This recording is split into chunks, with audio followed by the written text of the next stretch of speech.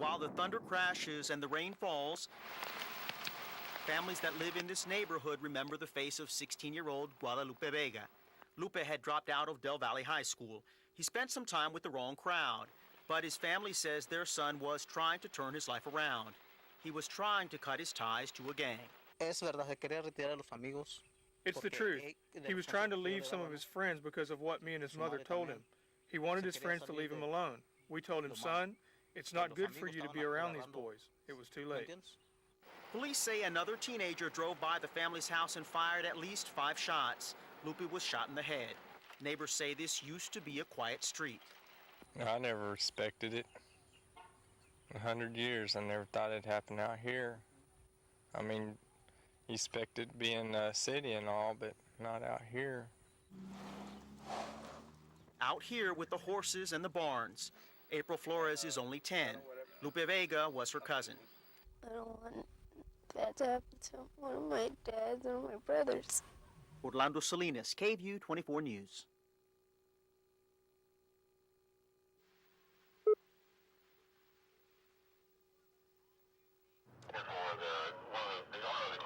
The most violent crime is murder.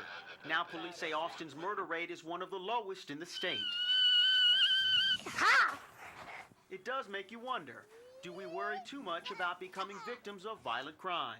You can't beat me to the top! We live in a pretty good neighborhood, but we see it coming ever closer to us. I'm trying to teach my kids, keep them very aware of what's going on. We're not frightened yet. Police say it is a delicate balance. You shouldn't live your life scared, but you also need to keep your guard up. We become, at times, rather complacent, and we have a false sense of security.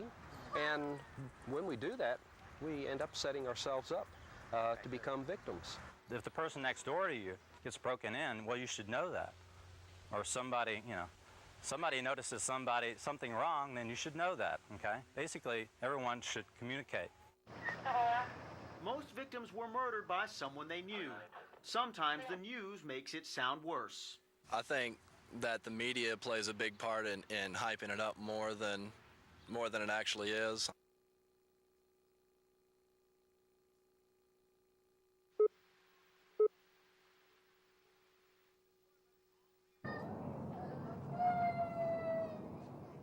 It's called razor wire. It's meant to keep problems out.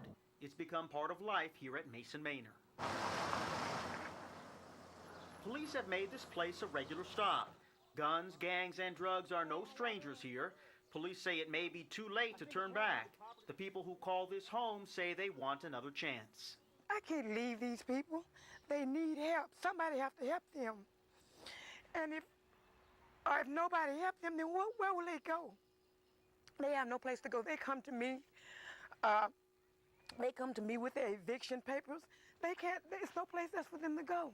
A long history of problems at Mason Manor now has police considering filing a suit that could shut down the property completely for 1 year.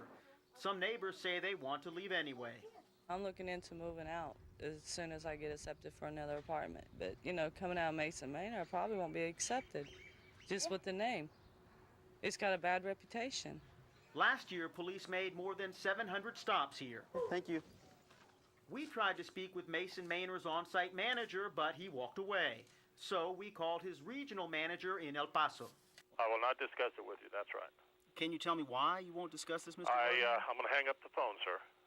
Thank you, and I'm sorry, no comment. Thank you.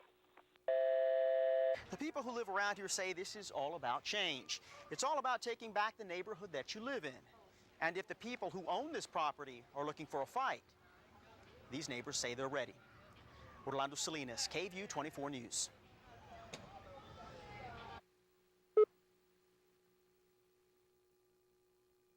Don't put your hand where the wet paint is. It's been a long, hard day for Steve. I'm on the edge just leaving. I don't care what my PO does. I'm serious. A couple of weeks ago, the South First Neighborhood Police Center was hit by taggers. A little investigative work, and police had a suspect, 16-year-old Steve. And the tag that was on here indicated that it came from the CAK gang. And so we have an individual that's out here working with us. An old ladder, a beat-up brush, and some paint is all it takes. Steve isn't convinced. He says he didn't tag the building. He claims it's the work of friends, but he won't say who. As after I finish this, I ain't gonna think about it no more. It's done. It's done with. Whoever tags on it next, I just know I ain't painting this again for a fact. I'm not painting it again. Dorothy Baylor works next door. That's nerves to do that, you know. And that's why I feel like the police should make them do it, clean it up.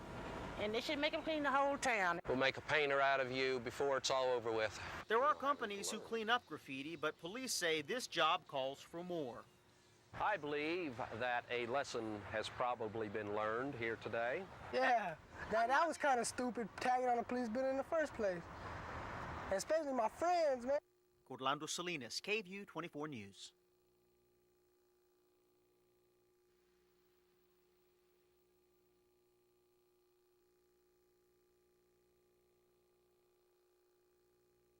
It didn't look too hopeful in the beginning if I was going to make it or not.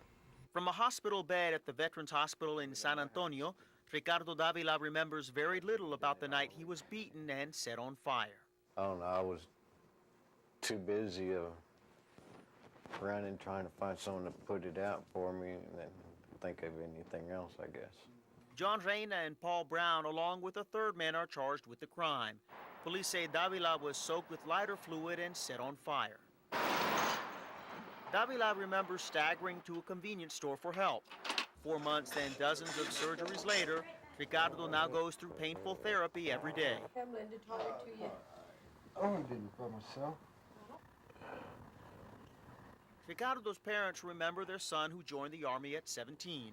Lupita Carizales now wants only justice. I really want to see that those people wouldn't be out on the street and hurt someone like they did to my son. Being set on fire and then left to burn. If there ever was a time for family, this is it. You don't really think about it until something happens. And then somebody's there and you're glad they are. It's a long walk for Ricardo. Every step is painful, but every step brings him closer to recovery. Orlando Salinas, KVUE 24 News.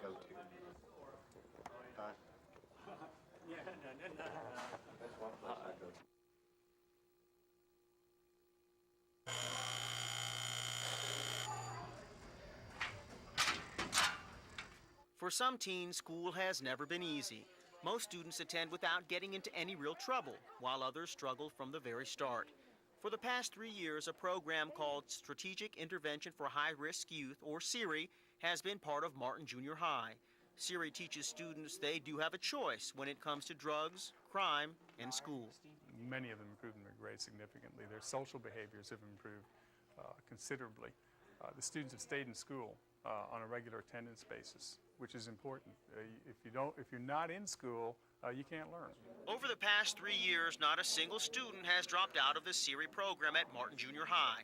Crime around the school is down. Some families see a difference. It was important for me and for my parents. Why? Because after a while, I knew I was getting too much trouble, and someday I'd get sent to a different school I wouldn't like to be. They like the program because they say it keeps me off the streets on Saturdays. They say because the SIRI takes me somewhere, they say it's better than being in the streets. Students are involved in this program all year long, and some will be finding work this summer to help make sure that they stay out of trouble.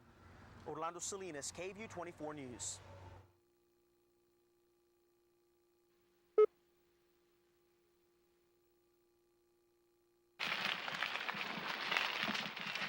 Our bicycles, something most of us take for granted until they're gone. He stepped in front of me and turned around and grabbed my handlebars and pushed me, and I fell in the bushes. Hi. Some police officers have criticized the media, saying it's making more out of these attacks than is really there. But a senior sergeant with the Austin Park Police disagrees. No, I don't think that we're blowing it out of proportion. This is something that has got to be stopped, no matter who gets in and does it. Someone has got to do their part to stop these incidents from happening any further before someone seriously gets hurt. Police are warning cyclists to be careful around bushes and other places where people can hide. I'm a big person. I'm scared to death. I mean, because when I'm on my bicycle, anyone can walk by and give me a little shove and I'm over. And I'm really scared to death, to be honest with you. Others won't give up as easily. I'm going to be faster than them anyway. I mean, unless they grab me and throw me off balance, but I can always keep the bike between me and the other guy.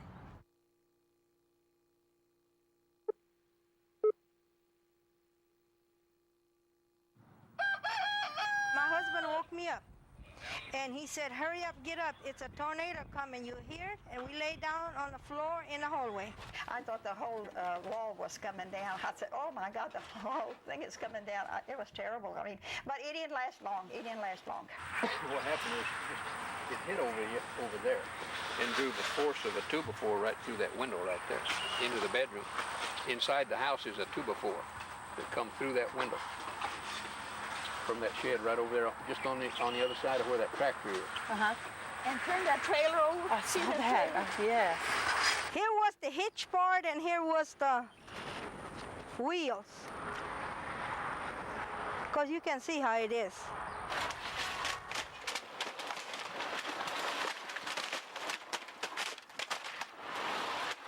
As long as nobody got hurt. It could have been worse. It could have been a lot That's what I told Mama. I said, man, it's just lucky thing she come out of it like she did. Yes, I feel very lucky that I'm here, not hurt nothing. That's the main part. Is this the first tornado you've ever been in? Yeah, and I don't want to go through another one.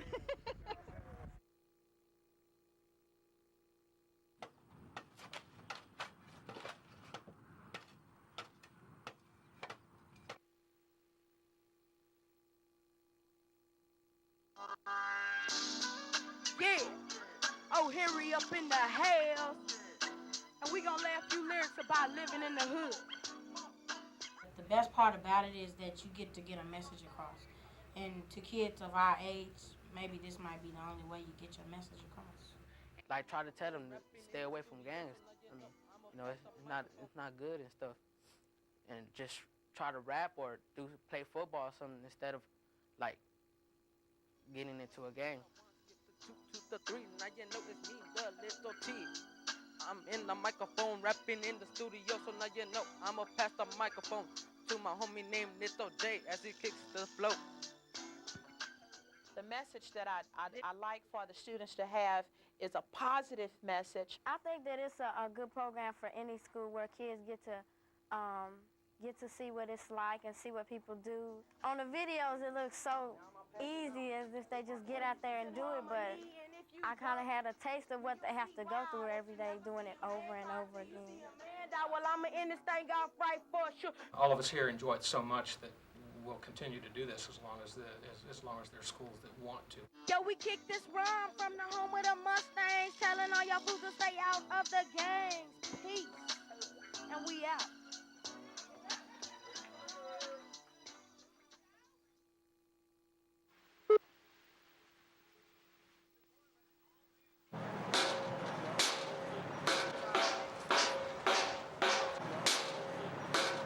Being a firefighter takes a lot of guts, skill, and strength, qualities many men and women have.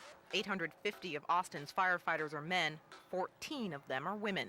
Adjust your nozzle. Get a hold of one hand. There you go. Laura Stevenson is one of those women. She brought both her daughter and son to work. I think both need to be exposed to all the varying careers that are available, but it's equally important to show the boys that the girls can do anything that they would like to do. That lesson isn't lost on Laura's son, Matt. He has confidence in himself and his sister.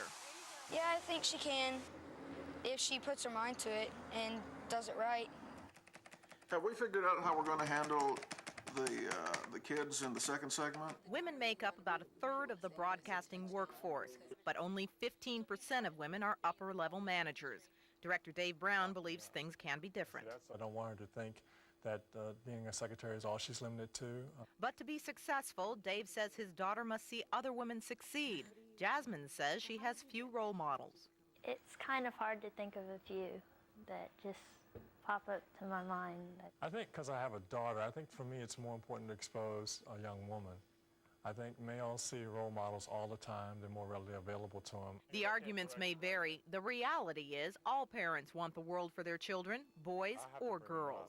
Nikki Jackson, KVUE 24 News.